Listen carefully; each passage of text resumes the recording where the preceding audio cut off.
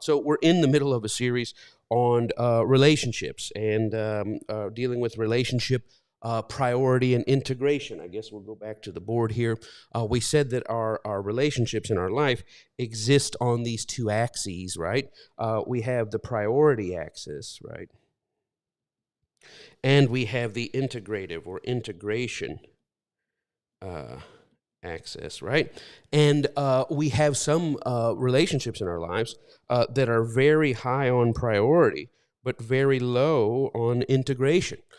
We have other relationships in our life that are very, kind of high on integration, but very low on priority. And this is part of how we formulate our richness and our thriving in life, is that in theory, the idea that we would have a relationship that is very high in priority, and that same relationship would be with someone that we have very high levels of integration, be that functional integration, that we just get along well, we click well, or ideological integration where we see the world the same way.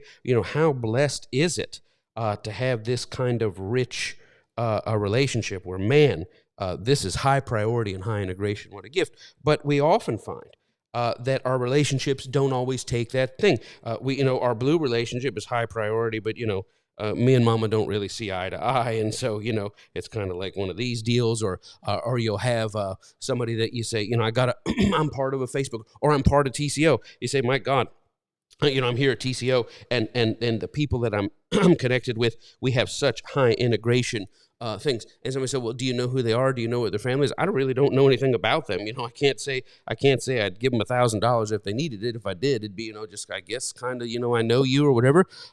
Say, well, you're gonna drop everything to be with them next Tuesday? No, my spouse and my kids need me next Tuesday. I'm going to be up here. But we have this richness where it's not a very high on our priority, but man, the richness of integration. And so what we find is we have relationships that are dealt out almost like playing cards. Like, here is a high priority, and a relationship with biological family or extended family, and here's high integration. You have a coworker, someone that you really get along with, or somebody that you share a same passion with, or you're both into bird watching, and everybody else thinks bird watching is stupid, and so you're in this bird watching club, and that's the great part of your richness, to be around bird watchers, and you think, man, this is such a wonderful thing. And I really don't know, I know there's, I don't even really know their names. I know there's Tweet and there's Twiddle, and there's one guy that they call Birch because he's always as tall as the trees. Well, I don't really know much about him, but there's richness and relational richness there. So we've been on that for a while, and we ended last week with, and this we'll pick up this week, with this idea of, and I'm going to give this to you. My God, just catch it as you can catch it. This is so rich. How do we deal with breakdown, right? Particularly ideological breakdown, functional breakdown, and how sometimes a breakdown in the ideological leads to a breakdown in the functional, and sometimes a breakdown in the ideological leading to a breakdown in the functional, leading to a reshuffling of the priority. And we could just pause for a minute and just take stock of what you already know to be true about relationships. Look back at who you used to be very close with, or somebody that you say, well, marriage, right? Divorce, separation. So I used to be very close to my in-laws, and now not so much. Or the relationship with my ex is gone, but the relationship with my in-laws is still strong. As a matter of fact, my in-laws and I have a closer relationship than they have with my ex and that I have with my ex. Relationships are complicated. Relationships are layered. They're sticky. They're nuanced. Sometimes they have jagged edges, and sometimes they don't fit together. But we look over this course of our lives. My bestie of besties when I was 15 was Jan, and it was, man, that was your bestie. I hadn't seen Jan in 25 years. Well, you talked to her? No, I hadn't talked to her. And sometimes you meet up with Jan and you find out, man, I just ran into Jan. It was like we had never left. We hadn't talked to each other for 30 years, and it was like we were right there. I can't believe we still have this integration. Even though we're not functionally integrated, we still have this ideological, this friendship. Man, it was such a great time. Other times you run into Jan after 25 years, and all you have is, hey, how you doing? Good. How are you? How have you been? Good. What have you been into? Oh, wow, that's neat. Good to see you. And you leave, and it's completely empty. How could somebody so high priority, so high function, so high integration, so high ideological, so high worldview, all of a sudden become down to him? Because that is the nature of life. But sometimes what we're trying to do is what we would hope to do, especially as it relates to high priority relationships, is not is to avoid the breakdown, right? To avoid the dissolution, to avoid the reshuffling, and we're talking about that now. I allude here to a scripture in Romans out of the Christian scriptures. And I'll just read it to you because I think it's appropriate here. It's apropos, if you will. If it be possible, Romans 12:18. You can just jot it down. I want you to think of this. A lot of you who came out of the church like I did before you kind of stepped into this larger view of God, I'm speaking to you not on the authority of the written scripture. Well, here's what the Bible says, and we got to do it. I'm speaking now out of the Christian scriptures that say, and of course TCO is a faith in God, a belief in the big truth, anchored in the Christ tradition. So I borrow from this today. This idea, this high idea, these are the writings of people, of the stewards and curators of Scripture that were trying to figure out how to integrate a God worldview, a Christ worldview into their lives. And so sometimes the Bible, the Christian Scriptures, the Hebrew Scriptures, the Muslim Scriptures, the Hindu Scriptures, whatever, the Vedas, whatever, sometimes they give us great richness and sometimes they bring us great obscurity. But here, Romans 12:18, if it be possible, as much as lies in you, I like this, live peaceably with all men. And what that's talking about is the preservation of relational thriving, that we should have good from our assigned relationships. An assigned relationship, you were assigned your parents, you didn't choose them. You were assigned your children, you didn't choose them. Assigned your siblings, you didn't choose them. Assigned your neighbors. I mean, you picked a house, you didn't pick the neighbors. That house came with the school district. That you sometimes people pick the school, but you don't pick the students in the school. You don't pick the teachers that you get assigned to. I heard a person say one time, I can't stand my students, and the students say, well, I can't stand my teacher. And I said, well, that's pretty normal. Yeah, but they were homeschooled, so that's a weird thing. You want to preserve. We want to hold on to relationships. We want to hold on to relational thriving because the shift in priority is jarring.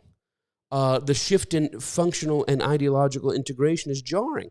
And a lot of times when we have a high priority relationship and we look back and somebody say, what went wrong there? I don't really know. Sometimes we know, but other times we don't know. Sometimes we know the incident, but we're not sure how we got to the incident. We're not sure why that incident was too big why our bond wasn't big enough to survive that incident. And a lot of people are scratching their heads. And I thought I was trying to live peacefully, and I thought I was trying to maintain it, but it's kind of jarring because in this life narrative, well, if they were your priority, why are they not priority now? If you guys were functionally and ideologically aligned, why are you not functionally and ideologically aligned now? And so now we feel the shame of having failed this instruction to live peaceably. So we'll go there. And really, when you talk about a functional and ideological breakdown, you're dealing in, and you can catch this in your notes, what I call is different units of measure, right? We talked about this in our series on women, girls, moms, and daughters. It's a powerful series, just really early on in the church, but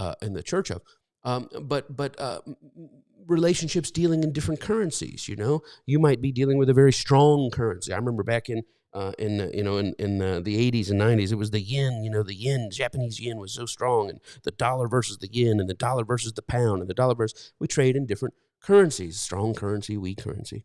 But when you deal with integration, on a functional integration, and on a ideological integration, you're dealing in different measures. You're dealing in like ounces, right? They're both ounces, right? But a fluid ounce and a dry ounce are two different measure, right? An 8-ounce cup of water, right? Versus 8 ounces of chicken. They're two different things, and really the functional is external. This is how I'm operating in life and building my life and going the same places and doing the same things. That's kind of an external, but the internal is the different type of ounce. It's a fluid ounce.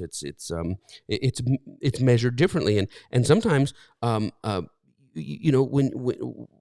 the deepest part of us, our internal parts of us, are where we want to connect at the highest levels. I don't want to get into, I don't want to take this sidebar too much, but we talk about opposites attract in relationships, and they do attract in relationships, but it's not. You're not looking for somebody opposite. I really don't think people are looking for somebody opposite, and I really don't even know if opposites attract so much as the idea that no one is 100% functionally and ideologically aligned.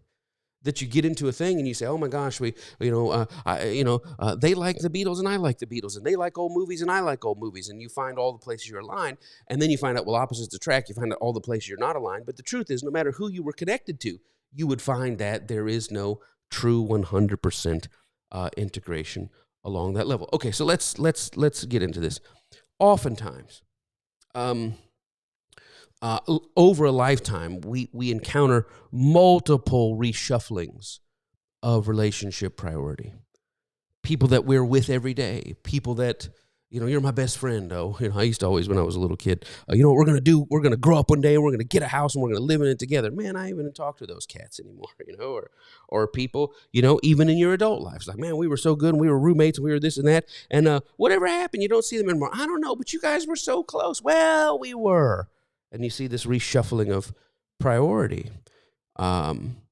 We find that people at the top of our priority list, or people at the top of our integration or ideological integration list, where we were chatting all the time or texting all the time or sharing memes all the time, and all of a sudden you say, when's the last time you talked to so-and-so? Well, it's been a while. I need to check on them. And it's kind of like Connie told me, we used to have all these fights, marital fights.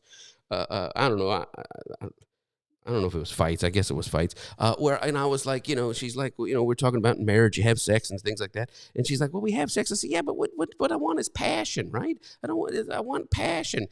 People think they want sex. They don't really want sex. They want their partner to want, right? They want to be wanted. They want to. And Connie said to me one time, well, I'll work on being more passionate. I'll try to be more passionate. I said, you don't try to be more passionate. Well, I'll make a note, or I'll look up books on how to. I said, you never have to look up a note or write a note or look up in a book on how to like mint chocolate chip ice cream. You just like it, right? You just like pretzels that leave salt and pretzel chips all over our bed. 3 weeks later, I'm picking them out of my crack. I said, what's all this salt in my bag? Oh, it's the salt from the pretzels. You never have to say, write note. Matter of fact, you have to write a note down. Don't eat pretzels. Gotta stop eating mint chocolate chip. But when you talk about passion, right? And so when a person says, whatever happened to so-and-so, I need to check in on them. I need to find out what's going on. When you have to be reminded to check in on or to interact with somebody that used to have high functional, integrative intensity with, it's an indication, wow, there's been a relationship shift here. And I want to let you know that's okay.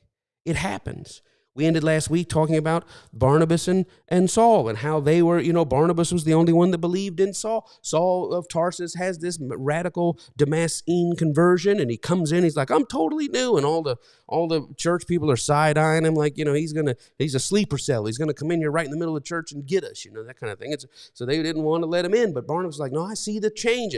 And the only person that believed in Saul was a guy named Barnabas. And so it's a priority relationship. And then they start ministering together and functioning. And then Paul is having these big ideas, and he's thinking maybe it's bigger than we thought. And Barnabas is like, man, I see it too. So this intense, burning hot. When you saw Paul, you saw Barnabas. When you saw Barnabas, you saw Paul. And people began to look and say, my God, you guys are a team. You're the dynamic duo. Until we looked at last week, they ran into a place. What was the problem? Well, they ran into this place where the conflict between the bigger and the biggering. You know, Barnabas was drawn to the bigger idea within Paul, but Barnabas was run away by the biggering idea. Oh man, I really like what you're saying, but Paul was only speaking from where he was at that moment. But the bigger was getting big. It was biggering within inside him. The leaven was leavening right inside him. And so man, well, when's the last time you talked to Barnabas? And sometimes we have an explanation. Well, he and I had a fight, and he talked about my mama because I talked about his niece, and he said I was, and we had a fight. Other times you really don't know what happened, but there's just been a shift. Sometimes people move down our priority list as other people's move up. Sometimes sometimes well, here's what's strange. We maintain a functional integration with people's lives, but there's been a shift down in the priority. It's like, well, you still see each other? You still hang out? Are you still taking classes? You're still on the team together? You talk to your kids? Well, why aren't you talking to Johnny anymore? I noticed your birthday thing, and Johnny wasn't invited, and boy, isn't that a mess? Johnny wasn't invited. Johnny's always been at your birthday. I don't know. Well, do you talk? Yeah. I mean, do you see each other? Yeah. Well, I mean, you're still on the team together? Yeah, but I mean, you guys said last week, yeah, and you can't really explain why, because Johnny was everything now, but now it's Jimmy, and Jimmy and I really click. And well, what happened? Sometimes we don't have an explanation of what happened. Somebody floated into our lives, and while the high tide was high, but now the tide is low, and I'm moving on, right? You know that old children's tale from the sea. In our lives, people exiting stage left as people are entering stage right. And often without explanation. You know, we hope that as they drift off into the night and as we drift off into the night that we made a good deposit in them or they made a good deposit in us or maybe it was a bad deposit they made in us or a bad deposit they made in them or maybe it was some mixture of the middle, and it just depends on which day you hit me as to whether or not I see it as good or bad. This is a reality of relationships. The key to navigating this emotional, existential of, man, I was so close. I bet my whole life around this person, and now they're not in my life anymore. Wow, we used to see the whole world the same way, and then you went left and I went right, or we're still doing the same thing. You know, Bobcat Goldthwait used to say, I lost my job. Well, I didn't really lose my job. It's just when I go there, there's somebody else doing it. And he said, I know where it is. And then later on, he said, I lost my girlfriend. Well, I didn't really lose my girlfriend. It's just that when I go over there. Anyway, so this is the thing. And they're gone. Or maybe they're not gone. They're still around. They're still present in our lives, but the internal burning of warmth is lost. The key to navigating this is these couple ideas. I'll give them to you now. The emotional existential upheaval in our lives, to navigating that, what I call these never static. Keep this in mind. Relationships are never static. They're these never static tectonic disharmonies that we think, oh, I got you in my little jar, and you're my best friend. I'm going to hug you and hold you and call you George. But the problem is the plates that shift beneath the relationship, they're always moving. But the key to how do we survive that? How do we survive when we're close to somebody? We think, oh, you're my best friend, or oh my gosh, you're my husband, or you're my wife, or you're my son, you're my daughter. I love you, Mommy. I love you so much. And to say, oh, that we're just going to be best friends for life. Mommy, I'm going to be your best friend. You're my best friend, says the 8-year-old, maybe the 12-year-old. Glory to God if it's the 15-year-old. Man, what a miracle if it's the 35-year-old. I mean, man, my mom and I are best friends. My dad and I, that's a huge thing. But we ought not do it ignorant of these tectonic plates that are always moving and rubbing. And what we're trying to do is, well, man, it's going to go up. There's going to be a mountain or a volcano, or it's going to be down, and there's going to be an earthquake. We're trying to navigate that. And one of the tools that we do for that is compartmentalization. So here it is. Relational fullness, we've said, is spread often piecemeal across the landscape of our lives. Maybe not piecemeal is not the best way. Maybe a tapestry. Maybe another way to look at it is, a tapestry that when you look at it, a guy told me one time, he said, Mike, he said, I can see what's happening to you. God is shifting you. He's taking you out of the church. He's taking you out of ministry. He's taking you out of this. And he says, it's confusing and it's disorienting is his, but it's because you're looking at it from the earthly side. And he says, when you look at the backside of a tapestry, all these yarns and all these, he said, but when you look at it from the eternity side, oh, it's a beautiful picture. He says, you're dealing with I can't make sense of this. He said, because a lot of times the weaving, we can't make sense of. So maybe we have a relationship tapestry in our lives. And in that tapestry, well, man, I got the emotional fullness here, I got the intellectual fullness here, I got the recreational fullness here. I mean, you may say, man, I'm so glad for my Thursday night basketball games. Those guys are so great. Man, they're just wonderful. I mean, we just have such a great time. We hang out. It's just my release and everything else. Cool. You want to have them over for your birthday party? Man, you can't bring those fools in this house. I mean, cool. You think one of your basketball buddies could watch the kids while we're out of town? Man, don't let those people near my kids. They'll be vaping by the end of the weekend. I mean, so it's like, but I thought they were good. Well, they are good people in this compartment, right? In this piece of the tapestry, they're great people. I don't know if I'm ready to let them take care of my dog. You got it. Okay. But it's not only that the initial thought that our relational thriving is spread out. I got this with my mom. You say, well, I'm not really close to my mom. We don't really get along. She doesn't like that I'm part of TCO, and she doesn't like that I don't go to her church anymore, and she doesn't like this, and she doesn't like that, and she's always got an opinion on how I raise my kids, and she doesn't like me having Santa Claus, and she doesn't like me doing this, and she doesn't like me doing that, and she's critical of my cooking, and she says my house isn't clean, blah, blah, blah. So I say, you're probably not real integrated with your mom. My God, no, if I can avoid seeing her at any time, I would like to avoid seeing her at any time. But when I was sick and had my surgery, she was the first one that came in. She took care of me for 2 weeks straight after my surgery. And I mean, changed me and stitched me and rubbed me. So what happened? Look at that. Mom is this super priority relationship, but she doesn't have the, so you do have it. It's just piecemeal. It's in different parts of your life, or it's a tapestry. But here's the key. Within each relationship, it's not that I got 10 good things dealt to 10 relationships. I got a good thing in relationship 1, a priority thing in relationship 2, an ideological thing in relationship 3. I've got a functional thing in relationship 4. Look at that. That's really only one view. The deeper view is within relationship 1, I've got some strong points and some weak points.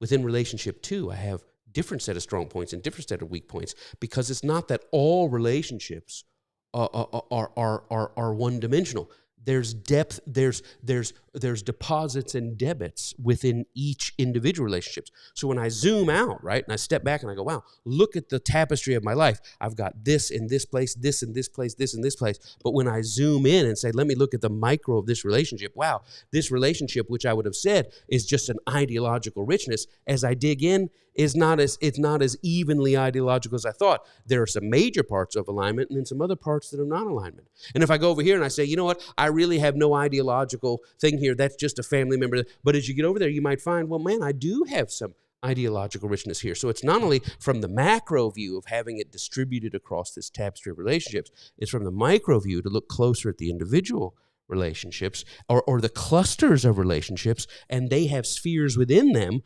which may tend to more or less thriving. Now, let's go a little bit farther.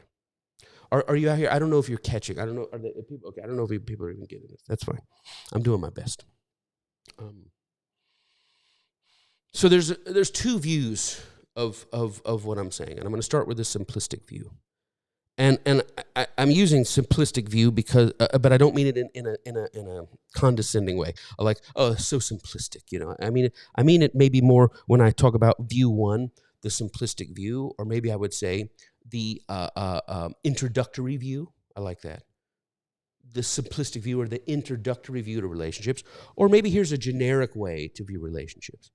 I borrow from Ella Wheeler Wilcox, right, and her famous poem on the 2 kinds of people, and she has this binary idea in this, and this is what the introductory view, the simplistic view, the generic view is that people are divided into 2 groups. It's a binary idea, and she divides them this way. I won't read the whole poem, but I'll read you two relevant stanzas. You could look it up. 2 kinds of people. You can look it up, Ella Wheeler Wilcox, but don't do it now. Do it as homework. She says this. There are 2 kinds of people on earth today. 2 kinds of people, no more I say. So binary, 2 kinds. Number 1, number 2, right? Number 1, number 2. 2 kinds of people on earth today. 2 kinds of people, no more I say. Not the good or the bad, for it is well understood that the good are half bad and the bad are half good. I like that. Not the humble and proud, for it in life's busy span, who puts on vain airs is not counted a man. No, the 2 kinds of people on earth I mean are the people who lift and the people who lean. That's an interesting idea. That as you take stock of the relationships in your lives, as you look at the tapestry, you might say, I've got 20 people in my phone. I've got 20 people on my legal pad, and I'm going to put lifter, leaner, leaner. According to Ella Wheeler Wilcox, there's 20-1. That if you look at the people in your life, you're going to find 20 leaners, people that lean on you, right? Or for every one lifter. And it's this idea that you can look at human beings and divide them into leaners and lifters. John Maxwell takes it further with this idea that people fall into 4 categories. Some people are adders and some people are subtractors. Some people add to our life and they subtract from our life. Further, John Maxwell says there are some people who are multipliers, and then there are some people who are dividers. Some people, as we look around, and we say, oh, man, I'm making my list. I'm checking it twice. I got lifter, leaner, partial lifter, adder, subtractor, divider, and we're going through categorizing people. And I think the idea of, lifters and leaners, this introductory view, this simplistic view, this generic view is very good. It's very useful because it helps us set our aim for our part in a relationship. What? I want a purpose to be a lifter. I mean, isn't that what we want to do? We want to be a lifter. Again, John Maxwell talks about the elevator principle, people who bring our lives up and people who bring our lives down. And he's the one that talks about when you hear them call your name and they say, hey, Mike, and you turn around, you see who it is. You can feel your elevator going down. Or somebody calls you in the parking lot, hey, Mike, and you turn around and say, oh, man, I can feel my elevator going up. And so we don't hear that. The purpose of that thing is not to take stock on your legal pad of who's the lifters and who's the leaders in my life. We're supposed to hear that simplistic view, introductory view, the generic view, to say, wow, in these binaries of are you an adder or a subtractor, are you a multiplier, are you a divider, are you a lifter or leader, here's what I want to be. Here's how I want to be in Connie's life, right? I want to be a lifter.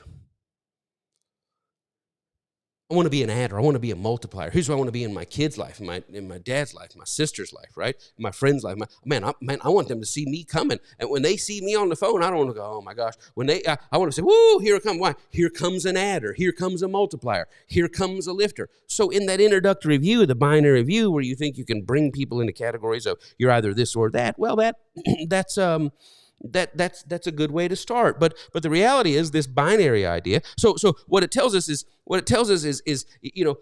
lifters and leaners and adders, subtractors, multipliers, dividers. This we need these lessons because it tells us what we should be putting in relationships. What I should be bringing to the table. I want to be a lifter. I want to bring to the table an adder and a multiplier. It tells us, so it's useful, that introductory view. But the problem with the introductory view, the simplistic view, the generic view, is the idea of binary people. I want to be a lifter. I want to be a multiplier. I want to be an adder. Is not very helpful in processing what we sometimes feel we get out of relationships. Right? What should I put into my marriage? Adding, multiplying, lifting. But what happens when you feel you get out of a relationship, a marriage, a subtraction, a leaning, a divide?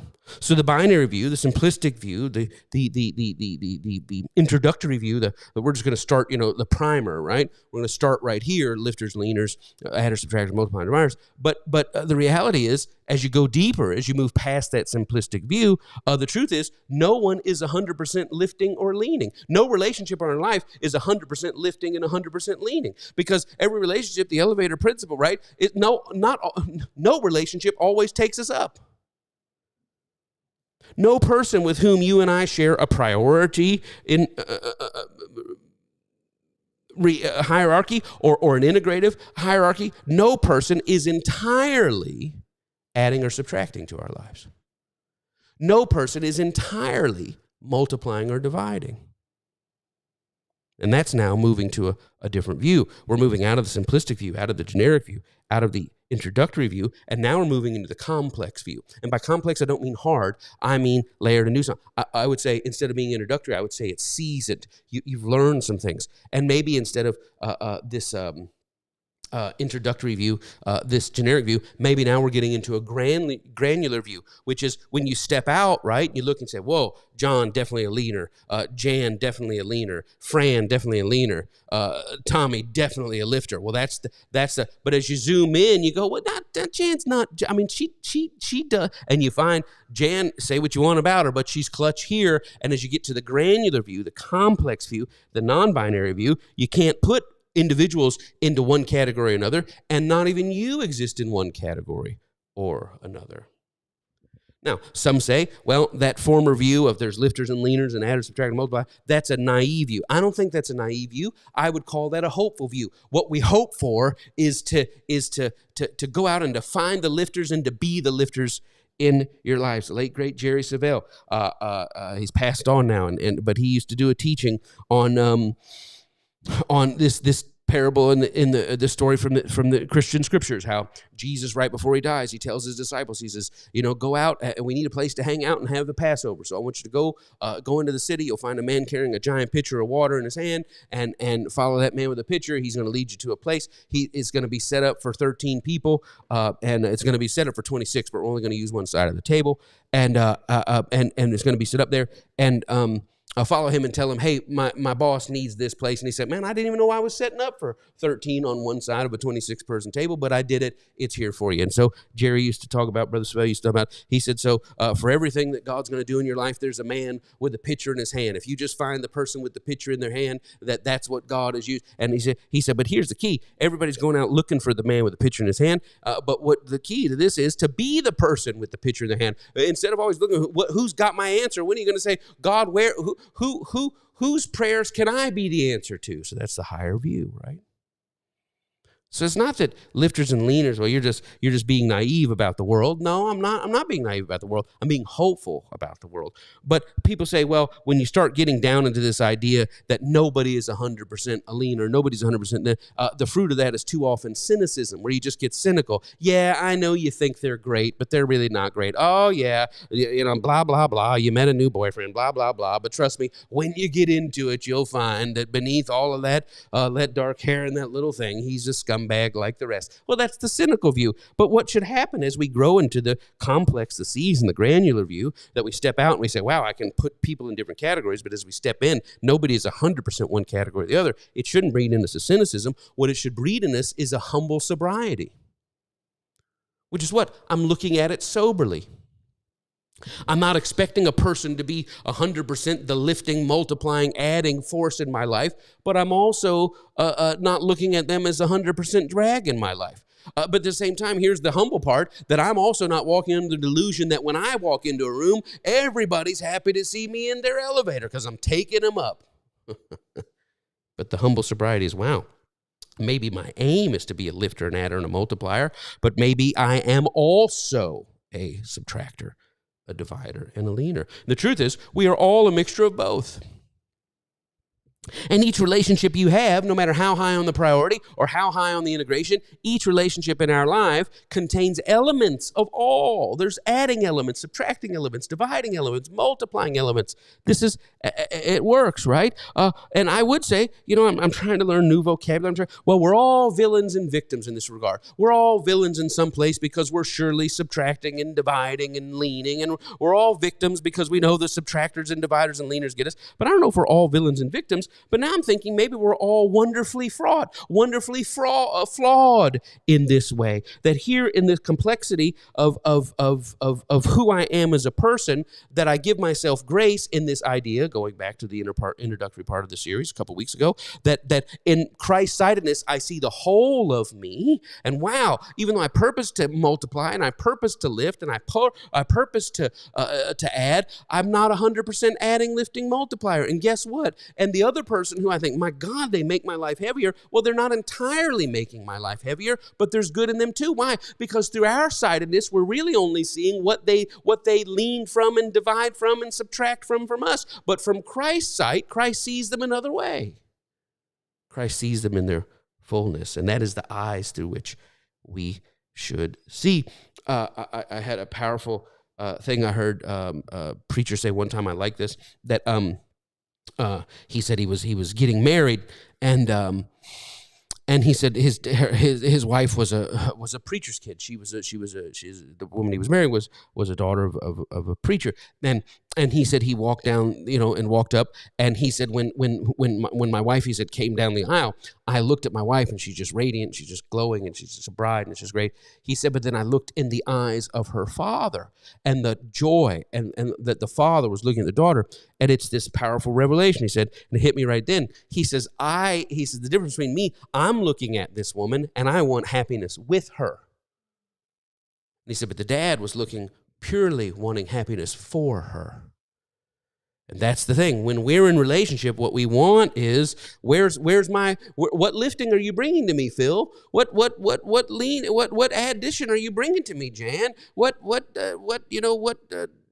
What multiplication are you bringing, Blake? And we want it from, right? Well, I'm bringing something. What are you bringing? And that's okay that we're human like that. But when we say, I had to get rid of Jan because she was a dividing, subtracting leaner, and I had to get her out of my life. I promise you, on the other side, if you had Christ's side of this, Christ does not see hers in that reductionist view. Dare I say that each of us is at once at the same dang time. At the same time. As a matter of fact, depending on the season, depending on the circumstance, depending on the company discussing us at the table. I mean, if depending on where we're being talked about, where our name is brought up, we are at one time, at the same time, right?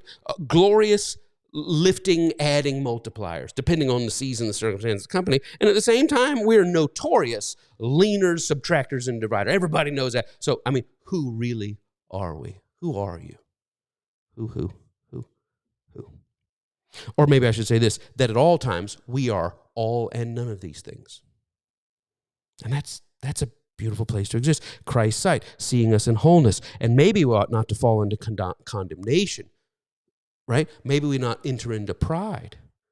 Condemnation towards ourselves, or the pride about how we are in relationships above another, because instead of reducing each person to this binary one-dimensional, Todd's a lifter, Todd's a leaner. Well, maybe Todd is a little more lifter than leaner, a little more leaner than lifter, but Todd is maybe clutching areas, or maybe you're clutching areas, and maybe you don't see each other every day, and maybe you're not showing up at the parties, but my God, when you need help moving, the person who is like one of the most opinionated political people that you really can't stand to be around, when the invitation went out, it's like, God, he's going to be talking politics all day. But that guy was the first to show up and the last to help me move, last to leave and help me move, Man, I appreciate you, Todd. It really came through clutch. Oh, man, you're my guy. I love you so much. How could this guy be so clutch and priority-wise when at the same time you're like, man, if he's going to come in here talking all that politics stuff, I can't stand it. Because nobody can be reduced to just the one thing that either blesses or frustrates us. And this is where it brings us, and we got to stop.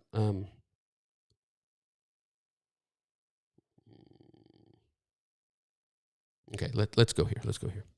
The bottom line is relationships in our lives shift, and I'm bringing it to a close. Actual people and connections that we have in our life that fade in and fade out. And there is movement. So relationships shift. What I mean by that, sometimes there are actual people shifts where like people are present, people are gone. There's an actual shift. But maybe there's not just that, well, this person hasn't faded into my life or faded out of my life. They're still there, but there's been a shift within the dynamic. Man, that's powerful. She's my bestie. He's my bestie. My God, we're so close. It's kind of the Scientology idea, this third party idea, right? Where I used to call it unity and division.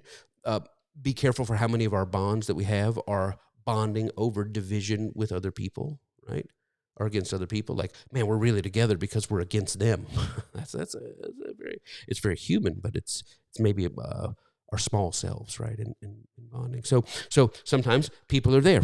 Kaiser Soze, people are not, right? That's a shift in relationship. But sometimes people are there and they're still there. But it's not the same. The people are still around, but the face of the bond, the force of the bond, the temperature of the bond has altered, caused by two things, and we'll close. First of all, we must accept seasonal transition. Seasonal transition. Sometimes life moves us on. One of the most blessed things you can do is stop triple, quadruple processing every relationship that was here and wasn't there and just say, sometimes Friendship seasons close out, and that's okay. Places change. Assignments change. Focuses change. Priorities. My gosh, when we were in college, we were best friends. Da, da, da, da, da. And it's like ever since she get married and had the twins, it's like she couldn't have got time for me. Sweetheart, don't be upset. Her life has changed. It's changed.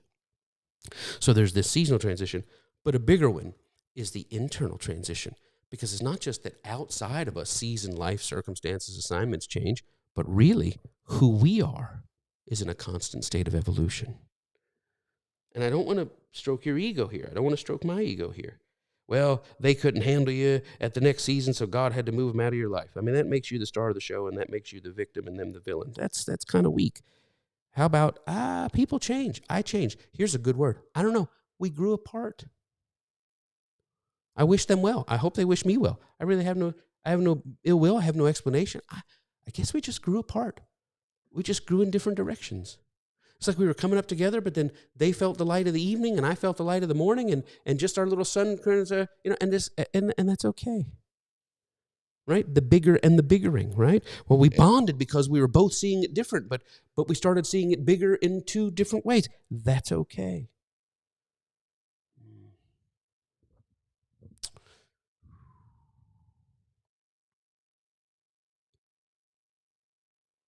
We must be willing. Let's talk about low-level relationships. We must be willing to allow the ending of a season to cause the other to float away, to cause us to float on in our different lives. Sometimes we're floating away temporarily, but the streams will bring us back together. Other times we're floating away permanently, and it will never revive again. And to just say, God, I thank you that I'm on this journey, and I thank you that you've got me and you've got them. Sometimes people float in and out of our life, or sometimes we're aware of, wow, this water was deep. This relational water was deep, and now I can tell it's a little shallower. Sometimes we miss. Sometimes we need to grieve. Boy, I was in the river, and our little tubes floated together, and for like 3 years, we floated side by side, and the stream took us away, and agreed. Where sometimes, I can still see them over there, but we're not burning as hot. And sometimes we need to give ourselves permission to grieve, because we ought to get lunch, and we got lunch, and it was kind of there, but then as soon as we got in the car, we could tell maybe it's an unspoken thing, and maybe they're not being honest, or maybe we're not being honest, or maybe we just can't explain it. Sometimes we need to give ourselves permission to grieve, but not grieve in the sense of, oh my gosh, it's tough. No, we accept it as a fact of life, like we accept death. We accept it as a fact of life, but just because it is a fact of life, that sometimes we float together and sometimes we float apart, doesn't mean we can't grieve the floating apart. But it should mean, knowing that there will be a floating apart in many relationships in our lives, we really should treasure and cherish the times we did when we are floating down the river with each other. Thank God for that companionship. Rejoice over that companionship. Celebrate that companionship. And if we float all the way over the waterfall into the next world together, then great. But man, if we ever separate, I will give God thanks for this richness while we shared the rapids together, right? Different depths. We ought not fear this. We ought to, as best we can, fight to live peaceably, right? Which sometimes means fighting through issues, right? But we ought not fight the changing of the seasons. And it's difficult to know when I should fight or when I should just accept. When do I hang on or when do I let go? It's difficult. But we should not be shocked or shamed when sometimes we make an effort and we make an effort and we make an effort and it just didn't come back together. And we're not really sure why. And we hope they're okay with us because we're trying to be okay with them. Did I do something wrong? You didn't do anything wrong. And sometimes we never even get the answers as to what happened. The river, the mystery of the river that brought us together is the same mysterious river that forced us apart. And I don't know how to feel that. I'm shocked, but I shouldn't be shocked because it happens. It happened in elementary school, it happened in middle school, but it shouldn't happen when you're 50. It does happen when you're 50. It's something we're not spared from. Barnabas and Saul, right? And the shame. Well, but you and Barnabas were together all the time, and Barnabas was one of the first guys here, and Barnabas was the one that sold all the land. Barnabas was in the early church. What happened to Saul? I don't know what Paul must have said something crazy because Barnabas said, man, here you go.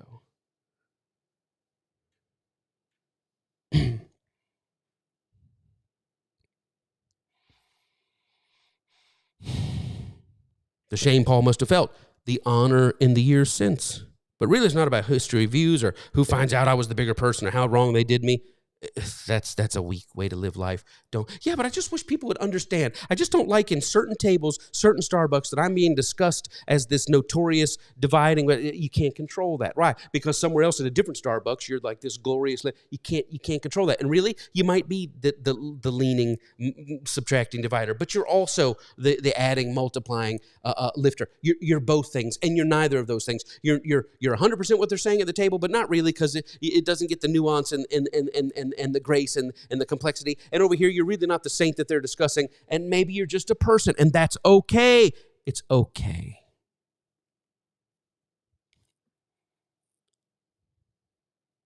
The real question is how we in the present are just ignorant of the true flow of our lives, where we came from and where we're going. And right now in the present, we think, I see the world and I know the relationships and I see it and I understand it. And we really don't. We really don't yet in this present world understand the currents that flowed us together. And we really can't see around. I mean, thank God for Pocahontas, but you can't really see around the river bend, right? I consider this verse in Proverbs 20:24, I think it is, that our goings, human beings, our goings in our lives from the Hebrew Scriptures, right, are of the Lord. How can a person truly understand their own life path? I close with this. I was on a platform one time. I was at World Changers, and it was like, it was 1988. I was living in this basically all-white world. There's no all-white world. World Changers wasn't all black. It wasn't all white, but, in the 98th percentile, right? That was my world. And now I'm in the south side of Atlanta. I'm living in Orlando. Like 2 years later, I'm a minister at this all-black church. Not all black, you understand? I'm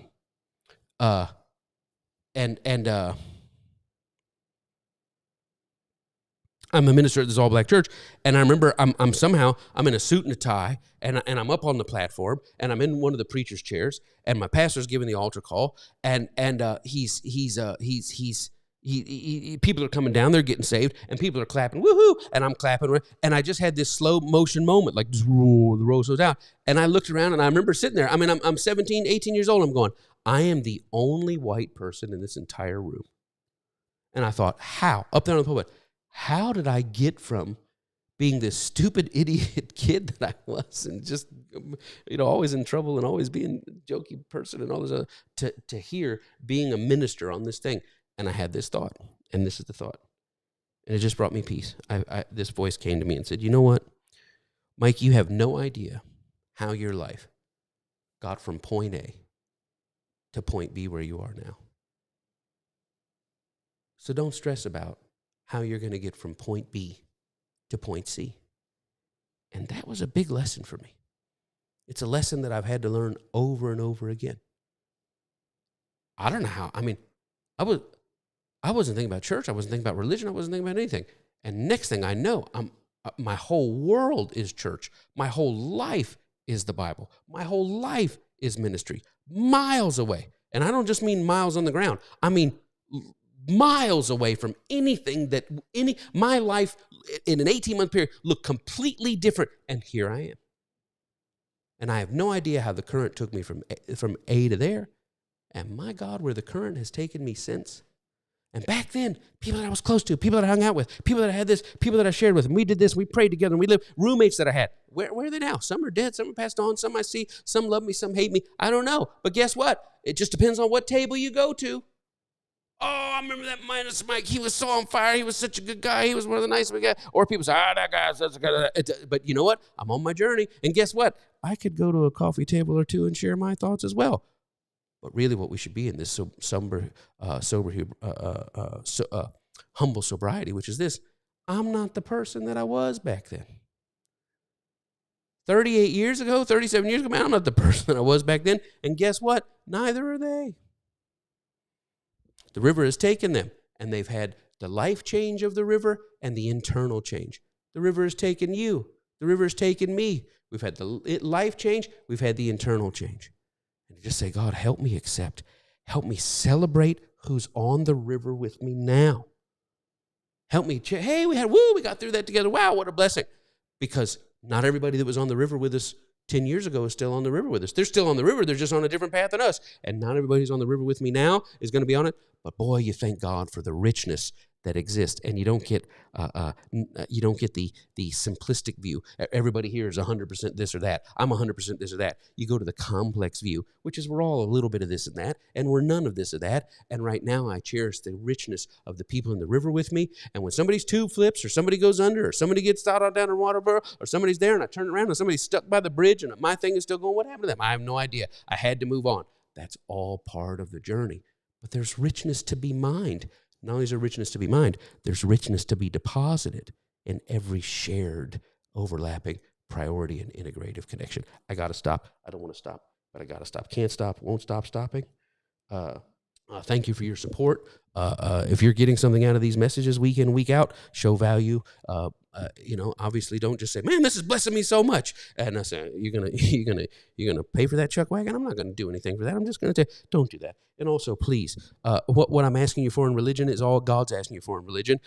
You have no, oh God, I got to make sure I'm on the right side. Oh God, forgive me. And oh God, who's going to pay the price for my sins? All that is in the weaponized view. That's Christ overtaken by nationalism and religion and all sorts of corruption. The truth of the matter is, all that you need to do to satisfy God is to direct all of that energy out to be a blessing in the world, to be light, to be loved, to be a seer, to walk as and to work as an extension of the ongoing incarnation of God, what we call the body of Christ. And so you do that, and you will have fulfilled all of your religious duty for the week if you just see the other and feel the other and act toward the other and bond. So I'm trying to find people that believe like me so we can hang out together and talk about everybody else that believes like I used to believe. That's a very weak form. How about you just find people that are people and bond there and connect over love and connect over shared frailty and connect over shared suffering. Oh man, it's a tremendous blessing. There's a lot of richness there. That's all the time we have. I've got more. I just can't get to the next line because the next line, it's like inviting Phil to the party. Well, if you invite Phil to the party, then you got to invite Jan, Steve, Tommy, Ronnie, and Frank. So I can't do that. I just got to invite one. Anyway, God bless you. Peace, health, protection, preservation, soundness, abundance, aboveness, prosperity, favor, Zoe, goodness. God is goodness. May you be may you deal in the economy of the ebb and flow of releasing goodness into the earth as an extension of God's ongoing embodiment of love in the person of Christ. I bless you, and I bless God for you. In Jesus' name. Make it a great week. I'll see you. TCO, we're coming back next Sunday.